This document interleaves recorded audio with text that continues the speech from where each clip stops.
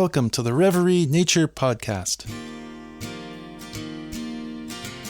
Get ready to explore a series of episodes on the nature experience, from engaging bushcraft, reading animal tracks and sign, exploring the world of nature soundscapes, and much more.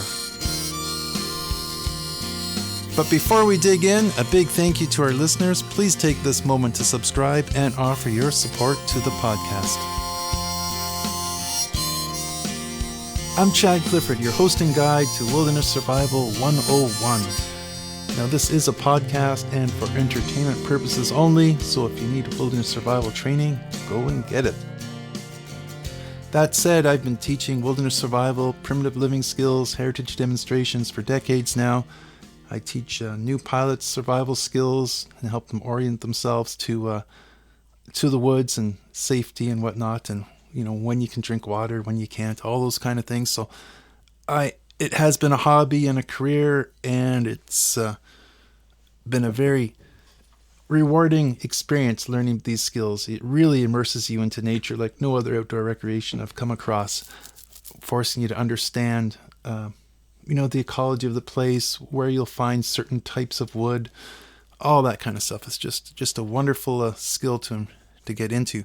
Now, wilderness survival, however, that's another thing. Wilderness survival, let's start with a quick definition. Wilderness survival is the perceived threat or perceived realization of imminent danger to your body or limb. Whether that perceived threat is real or not, it doesn't matter. It's the perceived threat of a threat to life or limb. So wilderness survival is stressful. You don't practice wilderness survival if we're using the term or the phrase properly. Wilderness survival is, the practice of it would be called wilderness survivalism. And, these phrases matter when you start talking shop. And a lot of times people will interchange the phrase wilderness survival with bushcraft or whatnot. Bushcraft is something the military came up with in Australia to combine hunter-gatherer skills or primitive technology with the modern. So it's like the best of both worlds. The best way to get on in the woods, a little bit of the old school knowledge mixed with the modern technology. That's bushcraft. As far as I understand it, bushcraft was made, that phrase was made popular in North America by Morris Kohansky and his book Northern Bushcraft. If you have not come across that book, you might want to get a copy. It's fantastic. Morris Kohansky has passed on now. I did have a chance to camp with him when I was in Alberta. An amazing fellow, humble fellow, and the boreal forest survival guru. For you folks who watch survival shows and whatnot, you'll see the guys, hang the knife around their neck, and it's often a Mora knife, a Swedish steel blade, very affordable campcraft or bushcraft knives. That's kind of his lineage, right? There's a lot of things that a lot of the modern survival experts have gathered from Moors. Anyway, getting on with our definitions. So wilderness survival, again, it's a perceived threat to life or limb. Bushcraft, the combination of primitive technology and modern as far as getting on in the woods go. Campcraft is just a loose term, more or less like bushcraft as far as I'm concerned. And then there's something called nature lore. Now, nature lore is your plants, the study of plants, ecology, and whatnot. And that's a big part of primitive technology and bushcraft, right? Understanding where you can find certain things you need for your survival or getting on. So with those phrases looked after, let's talk about a situation where all of a sudden you find yourself lost. And you might have been found 2 minutes ago. You knew where you were. You went off into the woods to urinate or whatever. And you turn around and you don't quite recognize where you came from. And a few more steps, you don't even know if you're going in the right direction. What do you do? Well, there's some silly things you can do. And what some people do is they trust their gut instinct and they go blindly off in one direction or another and get further lost. Some people decide to do that in a big hurry, like a blind or a panic run. Mistakes get made very quickly. and we'll talk a little bit about those sorts of mistakes. Anyway, you need to control your actions. Well, maybe I should talk about a few how bad things can get when you let your mind go and you don't control your impulses to fix your situation quickly. There's a few situations I've been in, or I've been in with other people, or I've heard of, just demonstrating how silly things can get so quickly. One time, I was a student of this group. We're out in the Sierra Nevada mountains, and there's different students from all over North America and a few from Europe, and a lot of them didn't have a lot of background in woods or woods person experience, so they're kind of newbies as far as being out there. We weren't practicing wilderness survivalism or whatnot. But anyway, we were out there wandering in the woods, and everyone was to do this solo thing where you're out going and recording stuff. And this one poor fella, he got turned around, he got lost. So the instructions were, if you got lost, you blow your whistle and you wait there. You sit where you are, you blow your whistle, and help will come to you. At the end of the day, if you're not back to meet at the trailhead where the trucks are, the truck horn will blow at regular intervals, and therefore you can find your way to the sound source and get out. Unfortunately for this young fella, he was from Europe somewhere, without much woods experience. He did exactly what he was told. He blew the whistle when he was lost, and he waited till 5 or whatever time it was for the truck horn. Did not hear it. He took matters into his own hands, and that's where the mistakes started happening.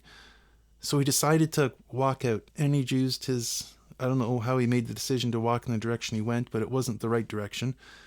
And he started to get thirsty. Now, at this time of year, there, it was about plus 15 in the daytime, Celsius that is, and at night get quite cool, approaching freezing at night. So you could actually somewhat overheat during the day, or certainly get thirsty. And that's what happened. When he decided to start walking, he came across a stream, and he was thirsty. So what he did was he stayed by the water source, I believe it was, for a little while, and then he got up to walk again, and he left his backpack. He didn't forget his backpack. It just wasn't important to him. And a little while later, with the stream, he started drinking the stream water. And at this point, he wouldn't be able to find his backpack if he went to look for it anyway. In his backpack was water and a coat. I think, anyway. I'm not sure what all was in his backpack. So he starts drinking the stream water. And in North America, certainly Canada, you assume all water is suspect. You boil it, you treat it, you do what you need to do. But drinking it's not a good idea. There's too many parasites like Giardia and whatnot. So he started drinking the water. Well, for the type of illness you can get from drinking the water in that area, it may be beaver fever or whatnot. That's what I'd be worried about. But that doesn't hit you for a few days, even a week later. So, he was getting hydrated, drinking water that was probably contaminated.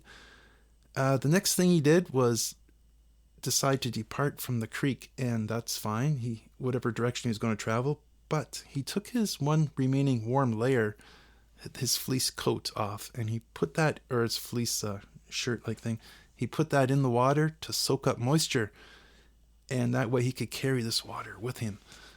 And now he's got a little bit of hydration on the go. He's got that soaking fleece, but he has no layer to handle the cold weather that's only a couple hours away. So making mistakes one after the other. Silly mistakes, right? He's getting himself further lost. He's lost his insulating layers, what little he had.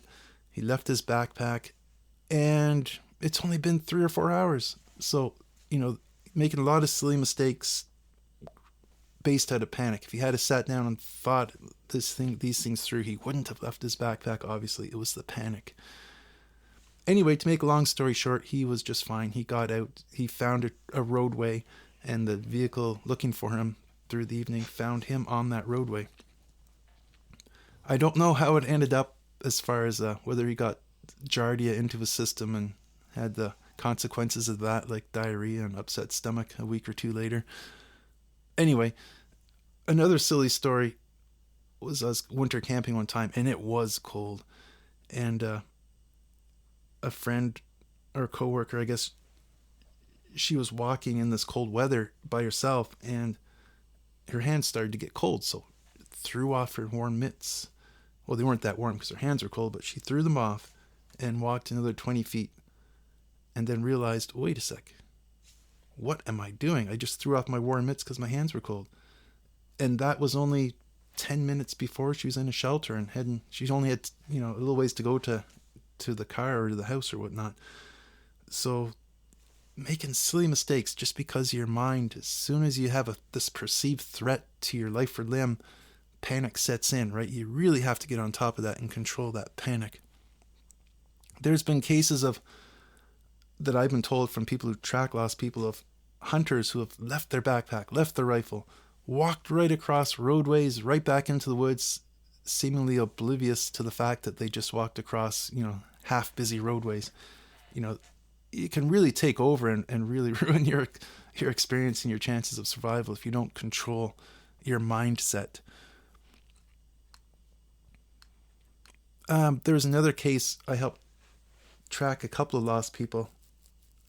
They pretty much got themselves out anyway by the time I found them. But one time there was this couple that were walking on trail. They took the wrong trail, and anyway, there was a T in the trail. So they turned and they went one way for just a minute or two, and they realized, oh, this can't be right.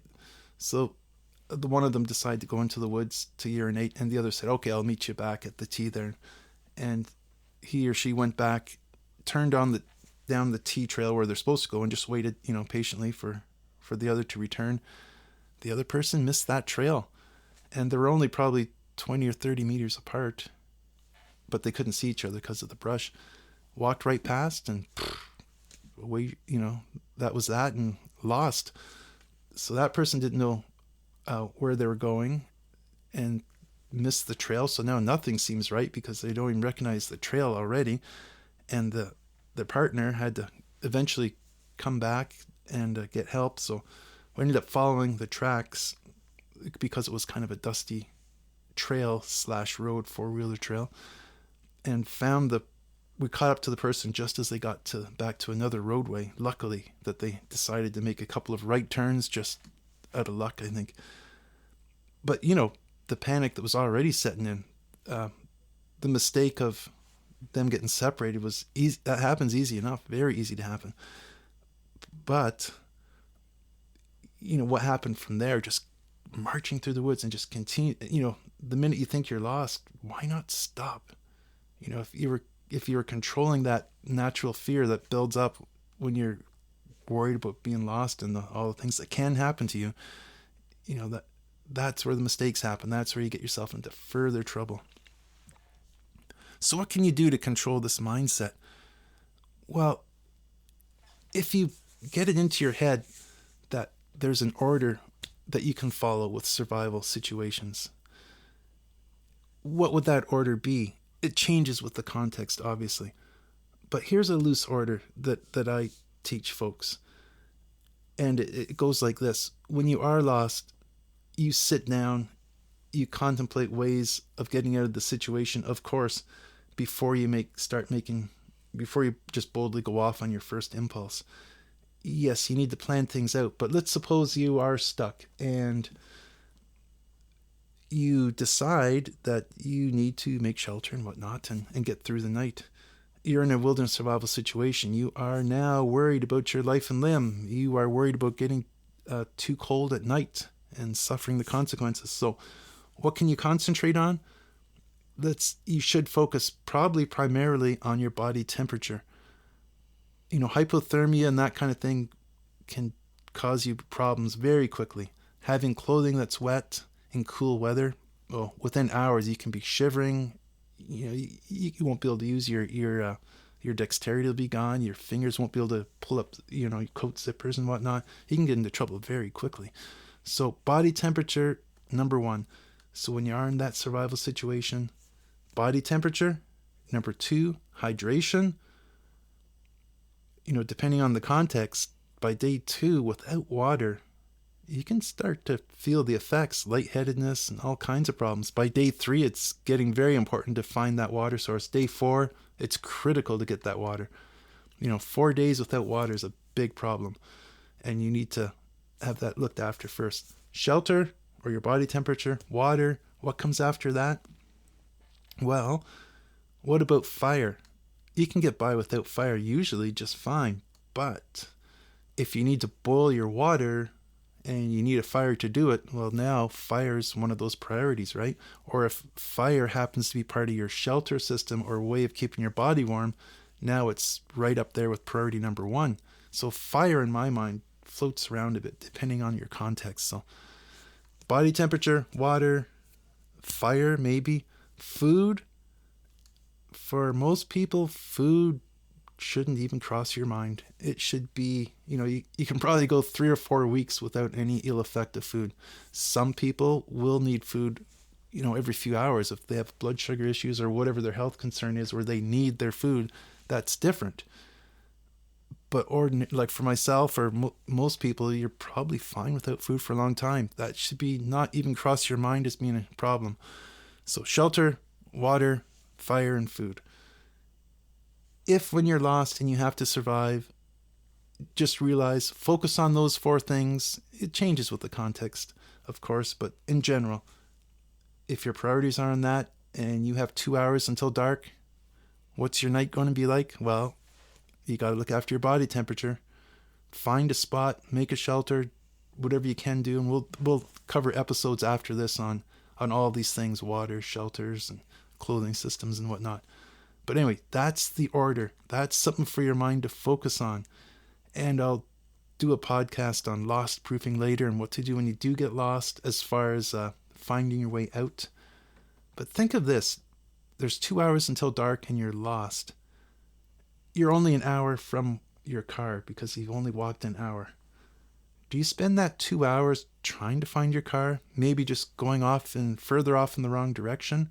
Or do you spend that last 2 hours of light securing your needs for the next 10 hours, right? Overnight. So logically, it makes sense for that last 2 hours or more, create a shelter, try and secure a water source and safe drinking water. And then you can get through the night much more comfortably. If you try and battle that urge, though, the get home itis, right? So if you just spent the hour and a half, 3 hours, whatever it is, you can get back to your car and then you don't have to worry. You'll be comfortable in a few hours. It's a big gamble and it's a hard impulse to overcome. But if you have 2 hours of light left and you're lost, it's time to start. It's inconvenient. People are going to worry when you don't show up, but you need to look after your priorities, right? You're in a survival situation at this point. Even if you have a flashlight, will it last through the night? When you're walking at night, you might lean up and push against a tree that has dead limbs right overhead, which will fall on you, get hurt that way, get poked in the eye with branches, twist your ankle, really just get further lost. You'll have even less idea of where you are after a night of wandering. So with those things in mind, another stress with wilderness survival is the darkness, night, the fear of animals and wildlife and dark. So that's where a fire actually comes in pretty handy, doesn't it? A fire will give you a sense of security. It gives you can see, right? If you are in a group, it'll be a bit, it'd be much easier to keep the mood of the group happier if there's a fire. And for warmth, obviously, too, if you need it for warmth. Another thing about the darkness at night is the noises in the night, the fear of animals. That you really got to get on top of that. You should not let your mind wander and start worrying about every sound in the woods. Yes, the critters come out at night, and raccoons and things like that. A raccoon will sound like a moose. It'll sound so loud when it's walking nearby. None of these animals are out to get you. You're not part of their food, food chain, or you're not their prey. Just don't worry about it. If you hear an animal that's getting uncomfortably close, just tell it to go away, yell at it, clap your hands. Probably most people's concerns are bears. Black bears, the behavior of black bears when they face a threat or they get startled, their impulse is to run. the fight or flight thing, they're off. They're flighting up trees, running away. They have no interest in human interaction. The only black bears that ever attack people are sick bears. There's something wrong with it. It's not natural. So with that said, knowing that black bears shouldn't be a problem, they're not. It's very rare. You still don't want to sleep with your food beside your head. You know, the raccoons and mice and everything else are going to get into it. Keep it away from where you are. Hang it up a tree just so the animals won't get into it or come to you and wake you up. If a black bear ever did attack, the knowledge or the instructions that I understand are to fight. It's a sick bear. It's predatory at this point. Predatory. So you want to fight for your life. Fight it off. Make lots of noise. And yeah, it might be thinking of food at that point, and it's a sick bear. Grizzly bears are completely different. All bears, as far as I understand, as far as black and grizzly bears, you know, they tend to avoid people. You know, however, if you scare a grizzly bear or accidentally spook one, it will. They have a fight response, so they might be more aggressive and try and get rid of the problem. And if that problem's you, yeah, if you can't avoid the bear at that point and it decides to attack, fighting a grizzly bear is, you know, it's a bit of a mismatch there, isn't it? You need to just play dead, curl up, cover your vitals, and hope you get through it, because there's, you don't, if you fight and get aggressive with a grizzly bear, you're going to lose. I can't imagine. Now, polar bears, that's another whole thing that's up north, and they have been known to be a little more predatory with humans. So that's a whole other story in polar bear country. But, you know, as far as the noises in the night, you don't need to worry about it. Deer, moose walking at night, yes, they'll sound huge, and they are huge, and they'll be noisy, but don't add that onto your already stressful situation. So to recap, wilderness survival, remember, it's very easy to panic, and it's very easy to make mistakes, and in almost every case it just makes things worse. So if you can have something to focus on, and if you're with a group, help others to focus and make a plan. And, you know, if there's 2 hours of light left and you guys are completely lost, try and reason with the group and say, I think we should stay here, use our 2 hours to spend the night. We don't want to be traveling in the dark, right? And what can we focus on? Well, how are we going to stay warm overnight? Or, you know, you got to worry about your temperature. Water, are you going to be out there for more than a day? You're going to be able to get out the next day? Maybe not. If not, boy, you need to start worrying about your water. So body temperature, hydration, and fire and food as needed. Anyway, that completes this episode on Wilderness Survival 101, keeping your mind right and things to focus on so you don't start making silly mistakes and getting yourself into more trouble. In the future, keep an eye out for a series of survival podcast episodes where I'll get into all these topics like shelter types and fire, water, food, all those sorts of things. I love digging into those sort of topics, as well as bushcraft series where we talk about different crafts and things you can make in the woods to explore that world. It's a wonderful hobby if you get into it, with lots to learn. And of course, this is all things nature, so we'll be talking about the environment. We'll be talking about wilderness gurus and heroes of the environmental movement, get into some soundscapes and much more. So hope to see you again. Thank you for joining us on the Reverie Nature Podcast. Remember to subscribe for more captivating episodes exploring the wonders of the natural world. Until next time, may you saunter forth, embracing nature's song, and may the whispers of the wilderness linger in your heart. And floating above the forest where the canopy has turned upside